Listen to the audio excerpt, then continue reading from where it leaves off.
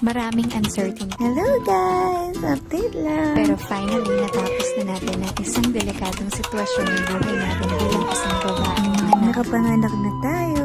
Ay!